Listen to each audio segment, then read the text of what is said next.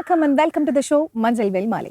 So evening 5 மணி ஆயாச்சு. Tea coffee snacks எல்லாம் சாப்பிட்டு ரிலாக்ஸிங்காக இருக்க இந்த டைம்ல யூஸ்ஃபுல்லாக என்டர்டைனிங்காக ஒரு ஷோ இருந்தால் நல்லா இருக்கும்ல. ஸோ அப்படிப்பட்ட ஷோ தான் நம்மளோட மஞ்சள் வெயில் மாலை. இன்னைக்கு நம்மளோட ஷோல இந்த 4 செக்மெண்ட்ஸ்ல என்னென்ன புது புது விஷயங்கள் தெரிஞ்சுக்க போறோம் அப்படின்னு பார்க்கலாம்.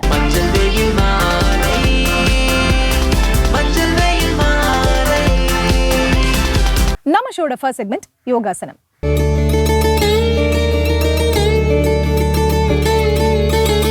ஆளும் வேலும் பல்லு குருதி, யோகா செஞ்சா உயிர் குருதி அப்படின்னு சொல்றாங்க. அப்படிப்பட்ட யோகாசனத்தை இந்த செக்மெண்ட்ல எவ்வளவு ஈஸியா சொல்லி தராங்க, அதோட பெனிஃபிட்ஸ் என்னெல்லாம் சொல்றாங்க அப்படின்னு பார்க்கலாம். அனைவருக்கும் வணக்கம். இன்றைய யோகா பகுதியில் நம்ம பார்க்கக்கூடியது வந்து பரிவிர்த்த மாலாசனா. அது எப்படி பண்றதுன்னு பார்க்கலாம். அதுக்கு முன்னாடி சில தலைவர் பயிற்சிக்கலாம் பார்த்துட்டு அதுக்கப்புறமேட்டு ஆசனாக்கு வந்து போகலாம். முதல்ல பத்த கோணாசனா பண்ணிக்கலாம். கால் ரெண்டு இப்படி மடித்து வச்சுட்டு 2 கையுமே வந்து கோத்து வச்சுட்டு முதுகு தண்டை நல்லா நேராக ஆக்கிட்டு அதுக்கப்புறம் கைகளும் நல்லா நேராக வச்சுட்டு அப்படியே வந்து இது வந்து எந்த அளவுக்கு வருதோ அந்த அளவுக்கு பண்ணால் போதும் உங்களுக்கு. ஆனால் வந்து முழுமையாக அப்படி கீழே வரலனாலும் பரவாயில்ல, ஓரளவுக்கு வந்து இப்படி வச்சுட்டு வாங்க. உங்கள் கால் வந்து எவ்வளோக்கு வந்து உள்ளே நல்லா அப்படி கொண்டு வர முடியுமோ அந்த அளவுக்கு கொண்டு வரலாம். இப்படி பண்ணும்போது தான் வந்து நமக்கு இந்த இடத்துல வந்து நல்லாவே ஸ்ட்ரெச் கிடைக்கும். அதனால வந்து அப்படி சொல்கிறது. இப்போ இதுவும் பண்ண வரலன்னா கொஞ்சமாக காலை வந்து முன்னாடி தள்ளி வச்சுட்டும் பண்ணலாம். 2 ஆப்ஷனுமே இருக்குது. ஆனால் நீங்கள் உள்ளே தள்ளி வச்சுட்டு பண்ணோம்னா ரொம்ப நல்லது. சில வினாடிகள்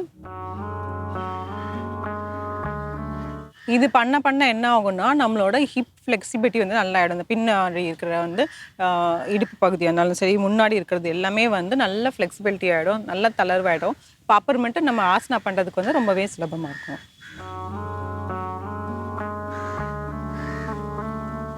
தளர்த்திக்கலாம். 2 காலும் சேர்த்து வச்சுட்டு எடுத்துக்கலாம். ஒரு ஆழ்ந்த மூச்சு உள்ளே இழுத்து வெளியே விடலாம்.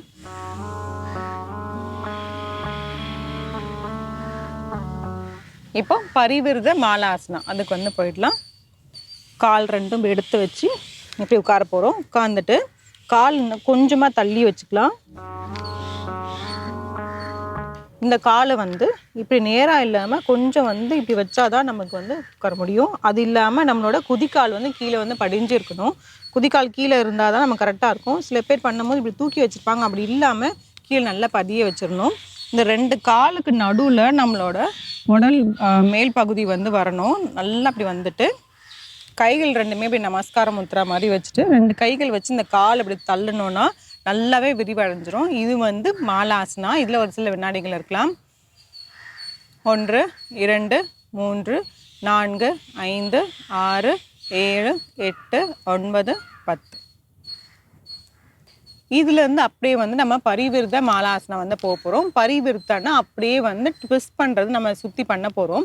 அது எப்படின்னா இந்த 2 காலுக்கு நடுவில் இப்படி வந்துட்டு நல்லா முன்னோக்கி இப்படி வந்துடலாம். இப்போது வலது கையை மட்டும் இப்படி எடுத்து கொண்டு போயிட்டு அப்படியே இந்த உள்ளங்கையை வெளிப்பக்கமாக பார்த்த மாதிரி வச்சுட்டு இந்த வலது காலை வந்து தாண்டி இப்படி வரணும். வந்து இப்படி பிடிச்சிடலாம். இப்போ மறுபடியும் வந்து இடது கை அதே மாதிரி உள்ளங்கை வெளிப்பக்கமாக பார்த்த மாதிரி வந்துட்டு இந்த ஒரு காலை மட்டும்தான் நம்ம வந்து பிடிக்க போகிறோம். இந்த கால் வந்து அப்படி நல்லா அப்படி விரிஞ்சே இருக்கட்டும். வந்துட்டு கை நல்லா அப்படி கொண்டு வந்து கை வந்து பின்னாடி கோத்துக்கணும். கோத்துட்டு முதுகு தண்டை கொஞ்சம் நல்லா நேராக ஆக்கிட்டு அப்படியே திரும்பணும். திரும்பும்போது நம்ம மார்பு பகுதி கொஞ்சம் நல்லாவே விரிவடையும். பின்னோக்கி வந்து பார்க்கணும். 1 2 3 4 5 6 7 8 9 10. அதே மாதிரி கொஞ்சம் வந்துட்டு எப்படி போகணுமோ அதே மாதிரி வந்துடும். தளர்த்திக்கலாம். ஆழ்ந்த மூச்சு உள்ளே இழுத்து வெளியே விடலாம். இப்போ அப்படியே வந்து நம்ம இடது பக்கமும் செஞ்சிடலாம். நல்லா இந்த 2 காலுக்கு நடுவில் வந்து உங்கள் உடம்பு இப்படி கொண்டு வந்தால் மட்டும்தான் கை வந்து நல்லா இப்படி கொண்டு போக முடியும். நல்லா வந்துட்டு வேணும்னா நீங்கள் கால் இன்னும் கொஞ்சம் வேணால் இப்படி விரித்து வச்சுக்கலாம். முன்னோக்கி நல்லா வந்துட்டு இப்போ இடது கை கொண்டு போயிட்டு இப்படி நல்லா இப்படி திருப்பிட்டு உள்ளங்கை வெளிப்பக்கமாக பார்த்த மாதிரி வந்துட்டு இந்த காலை தாண்டி இப்படி வரும். அதே மாதிரி இப்போ வலது கையை கொண்டு போயிட்டு பின்னோக்கி இப்படி பிடிக்கிறோம். பிடிச்சிட்டு முதுகு தண்டை கொஞ்சம் நேரம் ஆக்கிட்டு திரும்ப போ. 1 2 3 4 5 6 7 8 9 10. அப்படியே ஒவ்வொரு கையாக எடுத்துகிட்டு வந்துடலாம். தளர்த்திக்கலாம். ஆழ்ந்த மூச்சு உள்ளே இழுத்து வெளியே விடலாம்.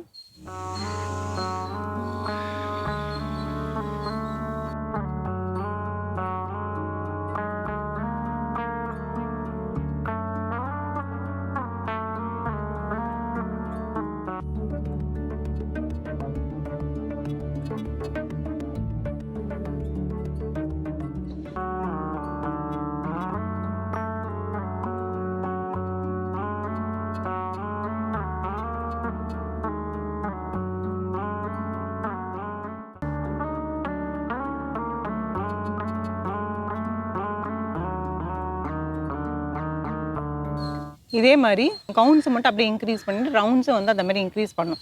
இது பண்ணுறதுனால என்ன பலன் பார்த்தீங்கன்னா, நம்மளோட காலுக்கு வந்து ரொம்பவே நல்லது, முட்டி பகுதிகளுக்கு நல்லது, அதுக்கப்புறம் இடுப்பு பகுதி, எல்லா முதுகுக்கு எல்லாருக்குமே வந்து ரத்த ஓட்டம் நல்லா அதிகமாக போகும். இந்த ஃபஸ்ட்டு நம்ம பண்ணக்கூடிய அந்த மாலாசனா மட்டும் வந்து கர்ப்பிணி பெண்களும் தாராளமாக செய்யலாம். அந்த பத்த கோணாசனாவும், அதாவது தளர்வு பயிற்சி பண்ணலையே அந்த பத்த கோணாசனாவும், அதுக்கப்புறம் ஃபஸ்ட்டு செய்யக்கூடிய அந்த மாலாசனா, இது ரெண்டும் வந்து கர்ப்பிணி பெண்கள் தாராளமாக செய்யலாம்.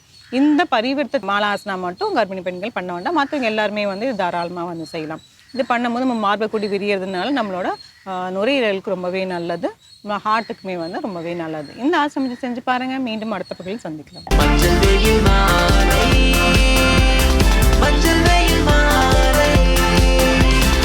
நம்ம ஷோட நெக்ஸ்ட் செக்மெண்ட் இங்கிலீஷ்ல பேசலாம். இங்கிலீஷ் பேசுறது ரொம்ப கஷ்டம் அப்படின்னு வந்து நிறைய பேர் நினைச்சிட்டு இருப்பாங்க. பட் பை ரெகுலர் ப்ராக்டிசிங் இது வந்து ரொம்பவே ஈஸியான விஷயம் அப்படிங்கறத இந்த செக்மெண்ட் மூலமா உங்களுக்கு புரியும். வாங்க பார்க்கலாம். ஹலோ ஃப்ரெண்ட்ஸ், இன்னைக்கு நம்ம இங்கிலீஷ்ல பேசலாங்கிற நிகழ்ச்சியில புதுசா என்னெல்லாம் பார்க்க போறோம், ஏற்கனவே என்னெல்லாம் பார்த்துட்டு இருக்கோம் அப்படின்ற ஒரு சின்ன நினைவூட்டலோட இன்னைக்கான கிளாஸை ஸ்டார்ட் பண்ணிடலாம். ஸோ நம்ம எதை பத்தி பார்த்துக்கிட்டு இருக்கோம், அதாவது காலங்கள், டென்சஸ் அப்படிங்கிற விஷயங்கள் பார்க்கணும் இல்லையா. ஸோ இந்த காலங்கள் வரும்போது நிகழ்காலத்துல, எதிர்காலத்துல, இருந்த காலத்துல நம்ம என்னெல்லாம் செய்யறோம் அப்படிங்கிறதா இல்லையா. டென்சஸ் அதாவது ப்ரெசன்ட், பாஸ்ட், ஃபியூச்சர் அப்படிங்கிறது. ஸோ ஒவ்வொரு இடங்கள்ல ப்ரெசென்ட்ல அவங்க சொல்றாங்கன்னா நான் எப்படி பேசலாம், பாஸ்ட்ல அதாவது அவங்க சொல்ற விதங்களை பொறுத்து, அவங்க ப்ரெசென்ட்ல பேசுறாங்கன்னா அந்த வேலைகளை முடிச்ச மாதிரி பேசுறாங்களா, இல்லை நடக்கிற மாதிரி பேசுறாங்களா, இல்லை நடக்க போறதா பேசுறாங்களான்றதை பொறுத்து நீங்க அதுக்கான பதிலை நீங்க கொடுக்கலாம். ஓகேங்களா. இது வந்து காலங்களோட ரிலேட்டட். ஸோ அந்த ரிலேட்டட்ல நம்ம என்ன பண்ணலாம்னா அதுலயும் பாசிட்டிவ், நெகட்டிவ்ஸ், இன்ட்ராகேட்டிவ், அஃபர்மேஷன்ஸும் இருக்கு. அஃபர்மேஷன்ஸ் மட்டுமே இல்லாமல் உங்களுக்கு என்ன இருக்குன்னா பாஸ்ட்லேயே வந்து உங்களுக்கு கண்டினியூஸில் இருக்கும், சிம்பிள் பாஸ்டில் இருக்கும், அதே மாதிரி பர்ஃபெக்ஷன்ஸில் இருக்கும், பர்ஃபெக்ட் கண்டினியூஸில் இருக்கும். ஸோ இந்த மாதிரியான 12 கேட்டகரிஸ் வந்து உங்களுக்கு மாற்றி மாற்றி ஒவ்வொரு காலங்கள்லையும் வரும். அப்போது உங்களுக்கு ஒவ்வொரு காலங்களுமே என்ன பண்ணும், ஒவ்வொரு பெர்ஸ்பெக்டிவ் வந்து கொடுத்துக்கிட்டே இருக்கும். அந்த ஆஸ்பெக்ட்ஸ்க்கு ஏற்ற மாதிரி நம்ம கொண்டு போகும்போது நம்மளோட அதாவது ஸ்பீக்கிங் ஸ்கில் என்ன ஆகும்னா டெவலப் ஆகும். இல்லை மேம் எனக்கு அப்படியும் இல்லை, ரொம்ப பேசிக்காகவே எனக்கு ரொம்ப அடி வாங்குதுன்னா அந்த பேசிக் ஸ்ட்ரீம் அப்படிங்கிறத நீங்கள் என்ன பண்ணணும், டெவலப் பண்ணணும். அதுக்கு you have to reading practice நிறைய எடுத்துக்கோங்க. அந்த ரீடிங்கில் வந்து ப்ரொனவுன்சியேஷன் ரீடிங்ன்றதை எடுத்துக்கோங்க. உச்சரிப்பு அப்படிங்கிறது ரொம்ப முக்கியம். ஸோ அந்த உச்சரிப்புகளை வந்து பிரித்து சிலபிஃபை பண்ணி நம்ம படிக்கணும். ஸோ அதன் பேஸ்ட்டு கொண்டு போகும்போது இன்னும் உங்களுக்கு கொஞ்சம் ஐடியாஸ் கிடைக்கும். ஸோ இப்போ இன்னைக்கான காலங்கள் நம்ம எதை பற்றி பார்க்க போகிறோம்னா பர்ஃபெக்ட், அதாவது ஃப்யூச்சரில் பேசுகிற விஷயத்த பர்ஃபெக்டாக பேசணும், அதுவும் நெகட்டிவில் பேசணும். அதை எப்படி பேசலாம், அதுக்கான ரூல் என்ன, வெர்ப் ஃபார்ம் என்னன்னு சொல்லி தருவாங்க. இன்னைக்கு நம்ம பார்க்க போகிறது ஃப்யூச்சர் பர்ஃபெக்ட் டென்ஸ்.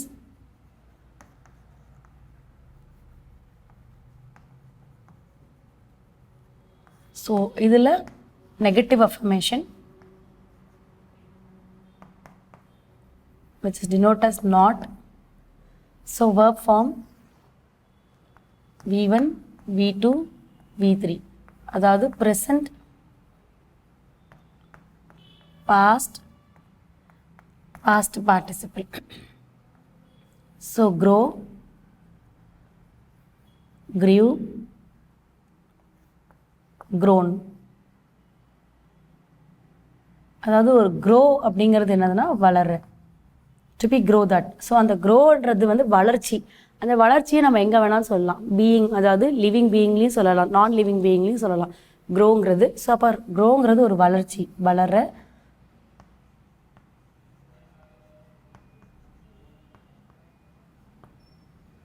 வளர்ந்தது.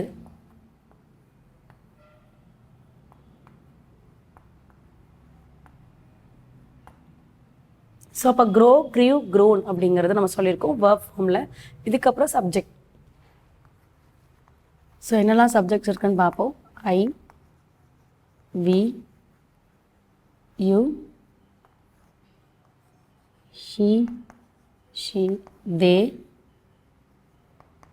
இட், இவங்கெல்லாம் சப்ஜெக்டில் இருக்காங்க. இப்போ அடுத்தது ஃப்யூச்சர் பர்ஃபெக்ட். ஃப்யூச்சர் பர்ஃபெக்ட்னும் போது ரூல்.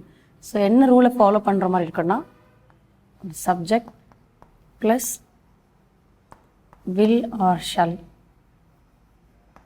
ப்ளஸ். ஸோ நெகட்டிவ் அஃபர்மேஷனுங்கிறதுனால நாட், தென் பர்ஃபெக்ட்டுங்கிறதுனால ஹாவ், ஃபாலோட் பை ஆக்ஷன் என்ன கொடுக்க போகிறீங்க.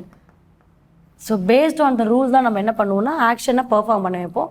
ஸோ ரூல் வந்து ஃப்யூச்சர் பர்ஃபெக்ட்டுங்கிறதுனால ஆக்ஷனை வந்து V3ல பார்ட்டிசிபிளில் பெர்ஃபார்ம் பண்ண வச்சுருக்கோம். ஸோ அப்போ ரூல் ரெடி ஆகிடுச்சு. இப்போ எக்ஸாம்பிள் ஒரு சென்டென்ஸ் எழுத போகிறோம். அந்த சென்டென்ஸை வந்து நம்ம எழுதுறது தான். ஸோ அந்த சென்டென்ஸ் நீங்கள் எப்படி எழுதுறீங்களோ உங்களுடைய பெர்ஸ்பெக்ஷனில், அதாவது நீங்கள் சப்ஜெக்டை டைரெக்டாக யூஸ் பண்ணுறீங்களோ இல்லைனா இன்டைரக்டாக யூஸ் பண்ணுறீங்களோ அது உங்களோட விஷ் தான். அப்போது டைரக்ட் அண்ட் இன்டைரக்ட்டுங்கிறது நீங்கள் எடுத்துக்கிற முறை. இல்லை மேம் நான் ஒரு ஜென்ரலானதை எடுத்துகிட்டு போகிறேன் அப்படிங்கிறதும் கொண்டு போகலாம். ஸோ அப்போ அது எப்படிங்கிறத பார்க்கலாம். The plants will not have V3 வந்து grown. The plants will not have grown. So அப்படின்னா அந்த செடிகள் என்ன இருக்காது, வளர்ந்துருக்காது. ஸோ அப்போ the plants, இது நான் இப்படியும் ஸ்டாப் பண்ணிக்கலாம் ஒரு சென்டென்ஸ், இன்னும் டெவலப் பண்ணாலும் பண்ணிக்கலாம். The plants will not have grown before I return. அப்போ நான் வரத்துக்குள்ளே என்ன இருக்காது, அந்த செடி வந்து வளர்ந்துருக்காது அப்படிங்கிறது தான். ஸோ பிளான்ஸுங்கும் போது அங்கே ப்ளூரலில் இருக்குது, அப்போ செடிகள் அப்படிங்கிறது. அப்போது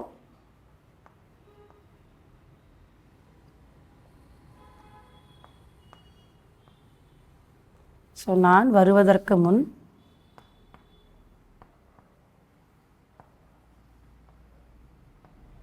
before I returned. Okay, so நான் வருவதற்கு முன் என்னது,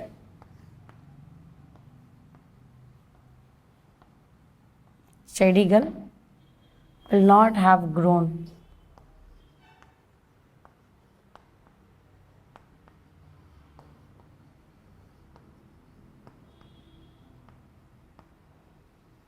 வளர்ந்துருக்காது அப்படின்னு சொல்லிட்டோம். பிகாஸ் பிளான்ட்டுக்கு வந்து நம்ம என்ன பண்ணலாம்னா அது இது அப்படிங்கிறது நீங்கள் சொல்லிக்கலாம். ஸோ நான் பிளான்ட்ஸ்ன்னு மென்ஷன் பண்ணதால செடிகள் சொல்லிட்டேன். இதுவே நீங்கள் இட்டு மென்ஷன் பண்ணுறீங்கன்னா அந்த இட்டுக்கானது அதுங்கிறது இங்கே இது அப்படிங்கிறது உங்களுக்கு மேட்ச் ஆகிடும். ஓகேங்களா? ஸோ அப்போது ஒரு செடிகள் ஒரு உயிரினங்கள் தான் அதுவுமே. பட் ஆனால் அதுக்கு நம்ம ரெஸ்பெக்டபிள் கொடுக்கணுன்றது இல்லை. ஸோ அதனால் வளர்ந்துருக்காது அப்படின்னு கொடுத்துருக்கேன். இதை நீங்கள் இப்படி தான் இல்லை, இன்னும் கூட எழுதிக்கலாம். நான் நினைக்கிறேன் அப்படிங்கிற மாதிரி கூட, I think the plants will not have grown before I did. நான் நினைக்கிறேன் நான் வரத்துக்குள்ளே அது வளர்ந்துருக்காதுன்னு சொல்லிட்டு. ஸோ அப்படியும் நீங்கள் மாற்றிக்கலாம். ஸோ இன்றைக்கான verb form grow, grew, grown அப்படிங்கிறத வச்சு ஸோ ஒரு சப்ஜெக்ட் அண்ட் ரூலை வச்சு நம்ம இன்றைக்கான சென்டென்ஸ் ஃப்ரேம் பண்ணியிருக்கோம். ஸோ இந்த சென்டென்ஸ் இந்த ரூல் வச்சுட்டு நீங்கள் ஒரு 5 to 10 சென்டென்ஸ் ஹோம்ஒர்க் பண்ணுங்கள். அடுத்த கிளாஸில் அடுத்த இன்ட்ரெஸ்டிங்கான சென்டென்ஸோட உங்களை மீட் பண்ணுறேன். தேங்க்யூ.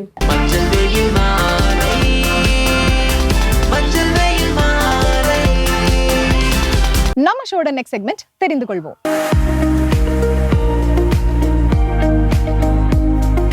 கற்றது கையளவு, கல்லாதது உலகளவு அப்படின்னு சொல்லுவாங்க. நமக்கு இன்னைக்கு தெரியாத விஷயங்கள் என்னென்ன இந்த செக்மெண்ட்ல இருக்க போகுது அப்படிங்கறத பார்க்கலாம். வசந்த் டிவி ரசிகர்களுக்கு வணக்கம். இன்னைக்கும் நம்மளுடைய தெரிந்து கொள்வோம் நிகழ்ச்சியில தெரியாத பல விஷயங்களை தான் தெரிஞ்சுக்க போறோம். ஹியூமன்ஸ் எல்லாருடைய ரியாக்ஷன் டைம் என்னவா இருக்கும் அப்படின்னு யோசிச்சா எல்லாரும் யோசிக்கல, என்ன பட்டோனோ வலிக்கும் உடனே ரியாக்ஷன் கொடுக்க வேண்டியதா அப்படின்னு. பட் அக்யூரேட்டா பார்த்தோம்னா 250 மில்லி செகண்ட்ஸ்லேயே நமக்கு ரியாக்ஷன் வந்துருமா? அப்பா பெரிய விஷயம் இல்லைப்பா அப்படின்னு நீங்கள் யோசிக்கலாம். ஏன்னா ஒரு செகண்ட் அப்படின்னா அதுவே நமக்கு தெரியாது. பட் 250 மில்லி செகண்ட்னா அது எந்த அளவுக்கு ஃபாஸ்ட்டாக இருக்கும் பாருங்க. அதான் பட்ட உடனே நமக்கு வலி வந்துடும். ஆனால் உஷார்னு பார்க்கும்போது அது பூனைகள் தான் சொல்கிறாங்க. நமக்கு 250னா பூனைகளுக்கெல்லாம் 20 மில்லி செகண்ட் தான் அப்படின்னு. ஏன்னா டக்குன்னு நீங்கள் நிறைய இடங்களில் பார்த்துருப்பீங்க, பூனை ரொம்ப ரொம்ப உஷாராக செயல்படும். ஈவன் ரொம்ப ஹைட்லேருந்து பூனையை தூக்கி போட்டாலும் அதுக்கு பெருசாக அடிபடாது. அப்படின்னா அதுக்கு மிக முக்கியமான காரணம் அதோடைய பிரெயின் தான். அதோடைய பிரெயின் கெப்பாசிட்டி வரப்போகிற பிரச்சனைகளை முன்னாடியே ப்ரெடிக்ட் பண்ணுறதுல ரொம்ப ரொம்ப ஈஸியாக ஒர்க் ஆகும். அப்போது கீழே விழுகும்போது நம்ம கையை எந்த மாதிரி பொசிஷனில் வச்சா நமக்கு அடிபடாது, எப்படி வச்சு இறங்கலாம் அப்படின்னு எல்லாத்தையுமே ரொம்ப ரொம்ப ரொம்ப ரொம்ப ஃபாஸ்ட்டாக முடிவெடுக்க ஆரம்பிச்சிருமா. அதனால தான் நாம் ஏதாவது ஒரு விஷயத்தை யோசிக்கணும்னா கொஞ்சம் டைம் ஆகுது. அதாவது எமர்ஜென்சி சுச்சுவேஷனில். ஏன்னா நம்ம நிறைய வகையில் யோசிப்போம். ஆனால் பூனையை பொறுத்த வரைக்கும் இப்போ நம்ம உயிர் பிழைக்கணும், அதுக்கு என்ன பண்ணுறது அப்படின்னு மட்டும்தான் யோசிக்கும். அதே மாதிரி தான் 20 மில்லி செகண்டில் பூனைகளால் ஈஸியாக ரியாக்ட் பண்ண முடியும்னு சொல்கிறாங்க. ஸ்போர்ட்ஸ்லாம் ரொம்ப அவசியம் அப்படின்னு சொல்லுவாங்க. என்னப்பா பெரிய விஷயமா அப்படின்னு யோசிக்கலாம். ஆனால் நிஜமாவே இந்த ஸ்போர்ட்ஸ் எல்லாமே நம்ம வாழ்க்கையில் இருக்கக்கூடிய நிறைய விஷயங்கள்லேருந்து நம்மளை காப்பாற்றுது. உதாரணத்துக்கு நிறைய நோய்கள்லேருந்து காப்பாற்றுது, அண்ட் ஸ்ட்ரெஸ்லேருந்து காப்பாற்றுது.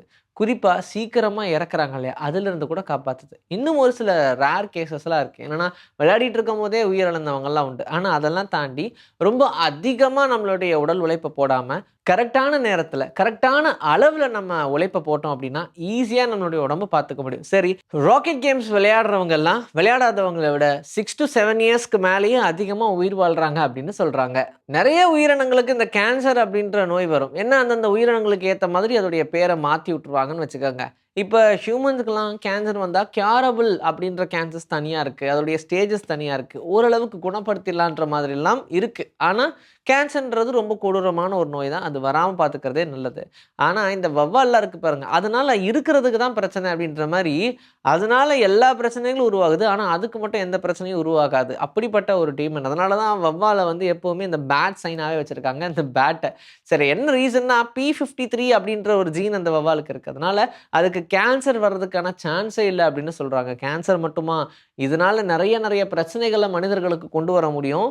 ஈவன் மனிதர்களெல்லாம் அழிக்கணுன்றதுக்காகவே படைச்ச மாதிரியான ஒரு விஷயமாகவும் இந்த பேட் பார்க்கப்படுது. ஏன்னா அதனால் எந்த ஒரு பெரிய நன்மையும் கிடையாது, ஆனால் அதனால் தீங்கு ரொம்ப அதிகமாக இருக்குது. ஈவன் கொரோனாவுக்கு முன்னாடியே பேட் வைரஸ்லாம் பரவச்சு, அதெல்லாம் எங்கே கொண்டு போய் வைக்கிறதுனே தெரியாதுன்ற அளவுக்கு அதுலேருந்து ஸ்ப்ரெட் ஆகிற வைரஸ் அதுக்குள்ளே ஒன்றுமே பண்ணுறதில்ல. ஆனால் அங்கேருந்து வெளியே வரும்போது அது மீதம் இருக்கக்கூடிய உயிரினங்களை ரொம்ப ஈஸியாகவே தாக்குதுன்னு சொல்கிறாங்க. நீல் ஆம்ஸ்ட்ராங் தான் முதல்ல நிலாவில் கால் வச்சாரு அப்படின்னு சொல்கிறோம். ஆனால் அவருக்கு டைரெக்டாக அந்த ஆப்பர்ச்சுனிட்டி போச்சான்னு கேட்டால் அது கொஞ்சம் இல்லைப்பா அப்படின்னு சொல்கிறாங்க.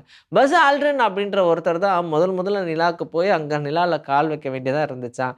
ஆனால் அவர் நிறைய தேவையில்லாத விஷயங்கள்லாம் பேசிட்டாரு. அதனால கொஞ்சம் வெயிட் பண்ண வச்சுருவோம் இவரை. ஏன்னா இப்போ இவர் அனுப்புறதுன்றது நன்மை கிடையாது, மேபி இவங்களை மீடியா வேறு மாதிரி கூட போர்ட்ரே பண்ணும் அப்படின்ற மாதிரிலாம் யோசிச்சாங்க. உள்ளுக்குள்ளே நிறைய சலசலப்புலாம் நடந்துச்சுன்னு சொல்கிறாங்க. அது எந்தளவுக்கு உண்மைன்னு தெரியல. அதெல்லாம் நடந்ததுக்கப்புறமா பஸ் ஆல்ட்ரினுக்கு பதிலாக தான் நீல் ஆம்ஸ்ட்ராங்கை இறக்குனாங்க. அண்ட் நீல் ஆம்ஸ்ட்ராங் தான் முதல்ல நிலாவில் கால் வைத்த மனிதராக அதுக்கப்புறமா சரித்திரத்தில் ஒரு மிகப்பெரிய இடத்த பிடிச்சிட்டாருன்னு சொல்லலாம். ஸோ ஒருத்தருக்கு கிடைக்கிற இந்த வாய்ப்பு ஆண்டவனாக பார்த்து மாற்றி விடுறதுன்னு இருக்கு இல்லையா, அங்கே தான் லக் அப்படின்ற ஒரு விஷயம் வேலை செய்யும். மா, அம்மா இந்த மாதிரியான சவுண்ட் பண்ணுறது தான் தாய்க்கு உண்டான பேராகவே இருக்கும். எதனால் அப்படின்னு யோசித்தோம்னா, குழந்தை ரொம்ப ஈஸியாக அதோடைய நாக்கை சுழற்சி அம்மா அப்படின்னு சொல்கிறது ரொம்ப ஈஸி. ஏன்னா நாக்கு அந்த இடத்துல சொல்லணும்னு அவசியமே இல்லை. மா அப்படின்னு சொல்கிறதும் ஈஸி, அங்கேயும் நாக்கு சொல்லணும்னு அவசியமே இல்லை. அதனால் ரொம்ப ஈஸியாக ரொம்ப சரளமாக அதுக்கு வரக்கூடிய வார்த்தை அப்படின்னு பார்த்தா அது மா தான். அப்போது மான்றதுலேயே எல்லா லாங்குவேஜ்லேயுமே பேரை வைப்போம் அப்படின்னு சொல்லி, அதுவும் குறிப்பாக மாலேயே அம்மா, ஹிந்திலேயுமே மேபி மா அப்படின்ற மாதிரி, தமிழ், ஹிந்தி இந்த மாதிரியான லாங்குவேஜஸ் எல்லாம் பெருசாக இந்த மா அப்படின்றதே அம்மாவுக்கு கூப்பிடுற வார்த்தையை ஆக்கிட்டாங்கன்னு சொல்கிறாங்க.